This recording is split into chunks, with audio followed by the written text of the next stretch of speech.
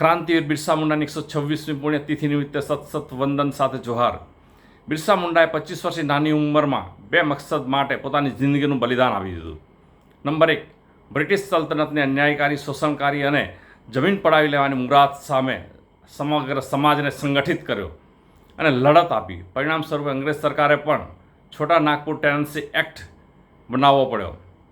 આના પરથી આપણે પ્રેરણા લઈને આપણને જે અન્યાયો થઈ રહ્યા છે, આપણા અસ્તિત્વ માટે જે જમીન જરૂરી છે, એના માટે અત્યાર સુધીમાં 2 કરોડ આદિવાસીઓને વિસ્થાપિત કરવામાં આવ્યા છે અને હજુ પણ નવા પ્રોજેક્ટ અને આધુનિકરણના નામે લાખો આદિવાસીઓને વિસ્થાપિત કરવામાં આવનાર છે. તેવા સંજોગોની અંદર આપણા સૌએ આપણા રાજકીય હક્કો, આપણા નોકરીના હક્કો અને શિક્ષણના હક્કો માટે આપણે સંગઠિત થઈને આપણે લડત આપવી પડશે. સમગ્ર દેશના આદિવાસીઓએ એક થવું પડશે, ત્યારે આપણે બચી શકીશું.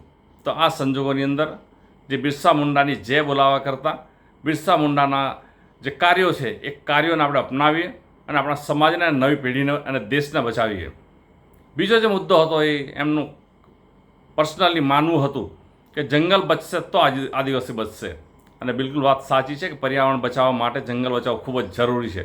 અને એટલા માટે આપણે 9મી ઓગસ્ટ સુધીમાં આપણે આખા દેશની અંદર અને ગુજરાત રાજ્યની અંદર એક વ્યક્તિ એક વૃક્ષ રોપે અને ઉછેરે, એના માટે આપણે આ એક ભવ્ય ભગીરથ આપણે કામ કરવાનું છે, એક આદિવાસી તરીકે, જળ જંગલ જમીનના રક્ષક તરીકે. જોહાર. જય આદિવાસી.